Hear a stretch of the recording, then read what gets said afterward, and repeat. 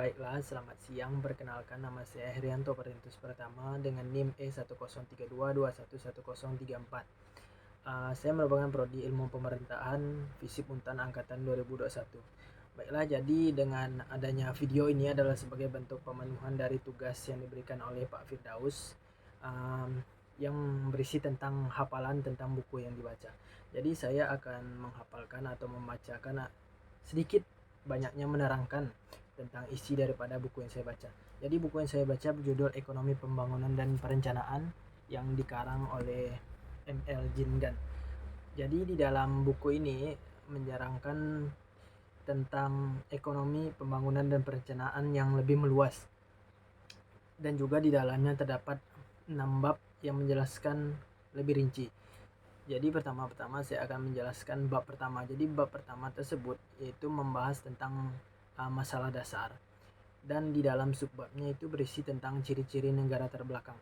Jadi negara terbelakang itu memiliki ciri-ciri yang dapat mudah kita kenali, seperti adanya kemiskinan, adanya tingkat kriminalitas yang tinggi, dan juga angka pengangguran yang cukup banyak. Dan hal tersebut sedikit dapat mempengaruhi tentang keberhasilan suatu negara dalam membentuk suatu pertumbuhannya.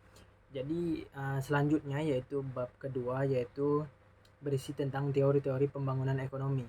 Jadi teori-teori ini merangkum atau menjelaskan teori-teori daripada para ahli yang sebelumnya sudah dikumpulkan dan juga dirangkum menjadi suatu bentuk yang kompleks ya. Jadi di sini salah satunya yaitu teori klasik. Jadi teori klasik ini yaitu menjelaskan bahwa masyarakat itu bergerak daripada masyarakat yang tradisional menuju yang modern. Dan hal ini bergerak secara dinamis, yaitu bergerak secara terus-menerus ya. Lalu yang kedua yaitu salah satu subbabnya juga teori dualistik.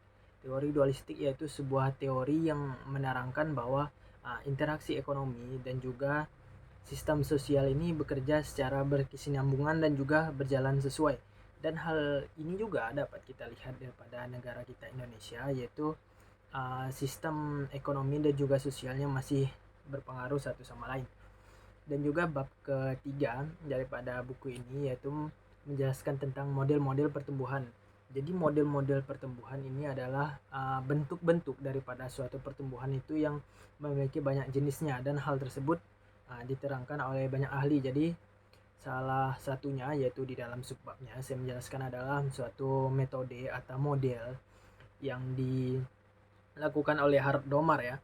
Jadi Harold Domar itu memberikan yaitu perlu adanya penanaman modal dan juga investasi di dalam mencapai pertumbuhan yang stabil.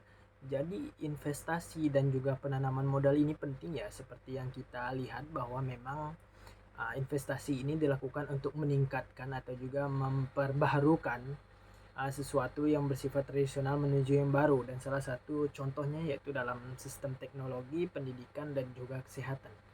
Dan itu merupakan suatu investasi yang sedikit menguntungkan ya, dan juga mengembangkan model-model pertumbuhan yang lebih kompleks. Dan juga di bab yang keempat yaitu tindakan-tindakan domestik. Jadi tindakan-tindakan domestik merupakan sebuah cara atau upaya yang dilakukan oleh negara agar dapat meningkatkan suatu bentuk taraf perekonomiannya menjadi lebih baik ya. Jadi di dalam bab ini juga dijelaskan bahwa dalam salah satu subbabnya yaitu pembentukan modal manusia. Jadi pembentukan modal manusia ini adalah meningkatkan jumlah orang atau jumlah individu yang memiliki keahlian, pendidikan, dan juga pengalaman di bidang ekonomi. Jadi maksudnya di sini yaitu negara itu meningkatkan orang-orang yang paham dan juga mengerti dan menggunakan lebih baik jumlah anak bangsa ya yang paham dan juga mengerti. Dan itu merupakan suatu hal yang harus dipikirkan dan juga dimaksimalkan suatu negara. Dan juga bab kelima yaitu menjelaskan upaya-upaya internasional. Jadi upaya-upaya internasional itu merupakan suatu cara yang dilakukan oleh suatu negara dengan cara meminta bantuan dari negara lain maupun internasional untuk meningkatkan pertumbuhan yang dimiliki oleh negara tersebut. Salah satunya yaitu penanaman modal asing swasta. Jadi penanaman modal asing swasta yaitu bentuk penanaman modal yang diberikan oleh perusahaan asing ya daripada luar negeri. Dan juga yang kedua yaitu penanaman modal asing negara. Jadi penanaman modal asing negara yaitu penanaman modal yang dilakukan oleh negara itu secara langsung. Secara contoh ataupun yang dapat kita lihat untuk saat ini yaitu pada proses pembentukan IKN ya oleh presiden kita Joko Widodo. Di situ Pak Jokowi lebih mengedepankan atau lebih meminta Cina daripada sebuah investor agar dapat menanamkan modalnya daripada IKN, dan itu merupakan salah satu contoh kecil daripada upaya-upaya internasional. Selanjutnya yaitu bab 6, yaitu beberapa masalah-masalah perencanaan dalam pembangunan. Salah satunya yaitu pemilihan teknik. Jadi maksud daripada pemilihan teknik ini merupakan salah satu konsep yang dilakukan oleh negara yang terhitung salah ya, bahkan tidak cocok oleh negara tersebut. Misalnya teknik daripada negara maju diterapkan kepada negara berkembang dan hal tersebut sangat tidak cocok. Selanjutnya yaitu analisa input dan output.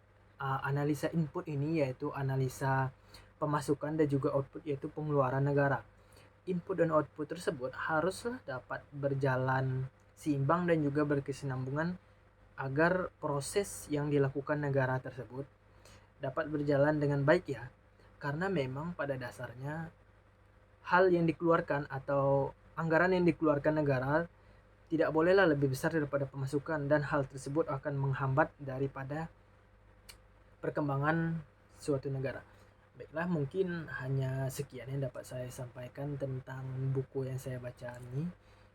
Atas perhatian dan kesempatan yang diberikan saya ucapkan terima kasih. Selamat siang.